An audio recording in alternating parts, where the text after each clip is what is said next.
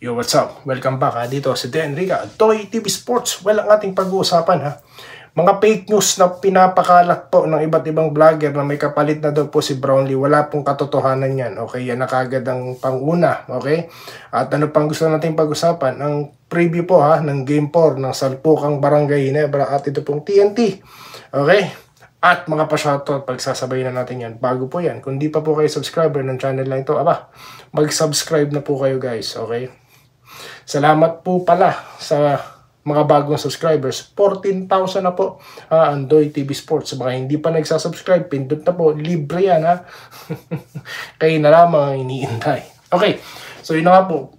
Balikan ko yung sinabi ko kanina, na yan pong mga vlogger nakakita po ng oportunidad upang manloko para sa kanilang mga views na inuulat nila na may kapalit na daw si Brownlee. Pero pag pinasok nyo yung mga clickbaits na yan, wala po konkretong mga batayan, mga chismis.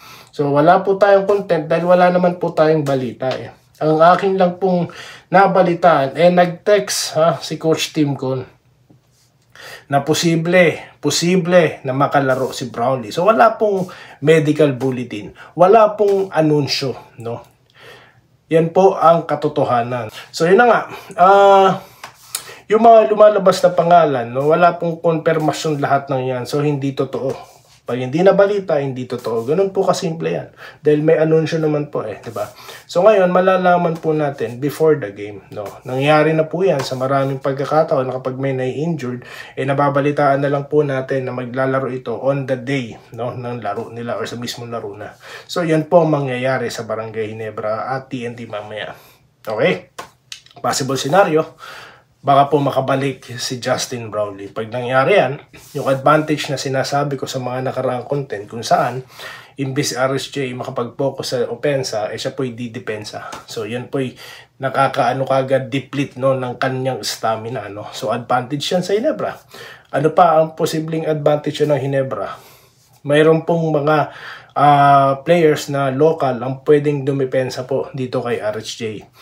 Bagamat si Brownlee dumedepensa, hindi po katulad ng ginagawa ni RSJ. Kasi nga po, hindi na po binibigyan ng chance ng TNT, ito pong si Brownlee, na makascore katulad nung nangyari ng Game 2. Nung Game 3, nakita po natin yan. Pero ganun pa man, 19 points pa rin po yung mama.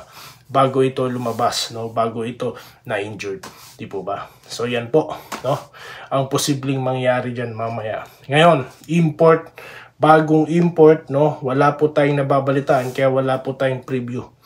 Pero sabi ko, naiulat ko, kasi nga, sumagot tayo sa mga tanong na kung pwede bang magpalit na import. Pwede po, Kaya sana, kung hindi talaga pwede si Brownlee, sana magpalit po talaga or pansamantala, Okay, kasi pwede pa naman bumalik si Brownlee kung sakaling palitan. Dahil pag walang import po, imbalance po, disadvantage po dyan ng Ginebra. Ganyan po kasimple yan. Kaya kung pwede, wala nang dahilan, kuha na kagad kung may available. Okay? Isa pa po sa gusto ko idagdag, sa posible maging sequence, kung sakali po, na maging all Filipino, dahil isa po yan sa mga, ini-speculate ng lahat, baka daw po mag-all Filipino ang Ginebra. Hindi po natin yan mayaalis. Posible po yan. Ano po sa tingin ko, ang magandang gawin po ng Ginebra pag nangyari yan? Gamitin po yung skill set, ng mga player. Number 1 ni RJ Abarrientos, Gamitin po yung skill set. At huwag pong matakot tumira sa labas, Gumawa ng paraan, para maging open yung shooters, At iwasan po sana yung pagtira ng hindi naman talaga nila original na style ng pagtira, Katulad nung off the dribble jump shot. Yun po ba talaga ang ginagawa ni Malonzo? Di po ba parang spot up shooter ang labasan niya? Di po ba? Kapag libre at maganda yung shot selection, Kay Ronje Abarrientos, pagka hindi naman po siguro kaya yung isolation, kaya hindi po katulad nung nangyari kay Madam Mauring na siya, di ba? Na nawala siya sa crossover. Kung hindi po ganun na mangyari, dapat may nagpipick na pick and roll, Teamwork po, and at the same time. Yun po yung posibleng gusto nating makita mamaya kung sakali mag-all Pilipino dito ang barangay. Di po ba? As I said, individual players ng Ginebra po is tawag dito, may skills di ba? Pero napapansin natin na parang gigil po, no? Lalo na sa ilalim, sayang po yung mga jump hook ni Rosario. Maganda po sana. Ito? Sure ball, di po ba? Pagka po kasi, para pong binabalibag na lang. Ito po, ko lang naman, yung observation ko, no, guys.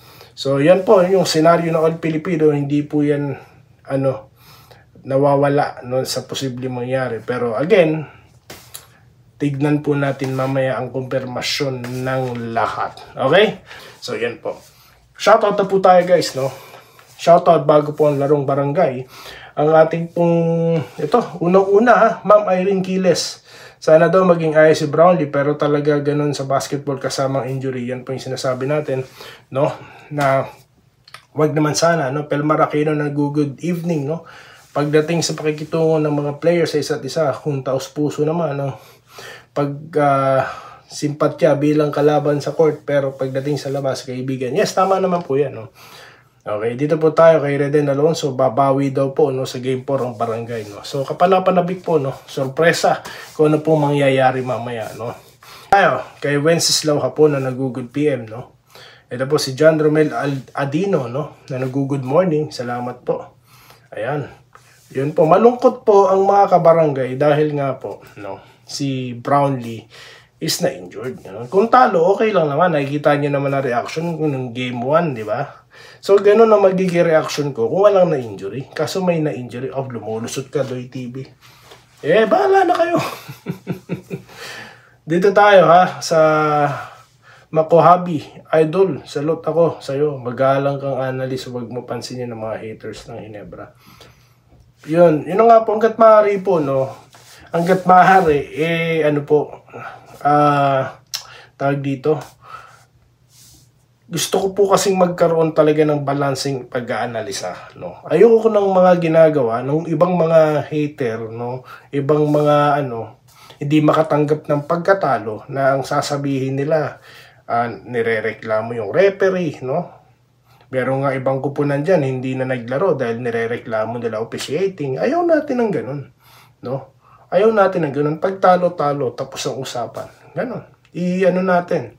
Hangaan natin yung mga nag-perform. Pag-usapan natin, no, paano nila ginawa yun, execute. Maganda po yan. It's a great discussion po sa isang vlog. Di po ba? Okay, dito tayo, kay Minerva Java. Salamat po, no. Sana raw po gumaling si JB. Osalito, Visenica, no. Tama daw po, dapat may kapalit si Justin. Okay? Dito pa tayo kasi Joseph Pineda. Sana po Idol Doy TV, okay lang si JB. Yun na nga po, no. Marami po, miski nga po si RHJ, no. Talaga pong gusto niya rin na, or he wished positive, no, dito kay Brownlee na gumaling. Yan po ang lahat, no.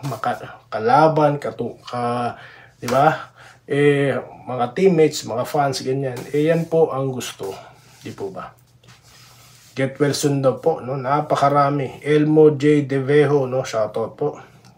Sir Willie, Attorney Willie, shoutout. Willie Bardaya, shoutout po. Kay Sir Carlito Protasio, Alejandro Tronson, okay? MC Derek Malyari Mascareñas, okay? Sir Archie, okay? Sir Tolit Stalag, okay? Si Sir Lawrence Correg, ayan. Shoutout po sa inyo. Mr. Vasquez, ayan, no? Vasquez Senior dyan po sa Canada, no? Shoutout po sa inyo lahat. Okay, dito po tayo kay Clodoaldo Frasdila, no? Shoutout po, no? Kahit wala daw po si JB ng Ginebra, yan, depensa. Okay? Sir, sana maging maayos si JB, pero sa akin, wag natin pagdaruin, kawawa naman. Yun na nga po, kung di kaya, no?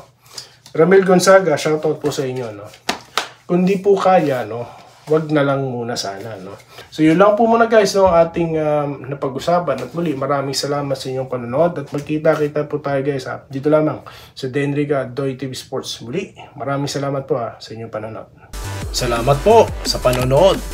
Subscribe na para sa mga susunod na basketball at boxing videos.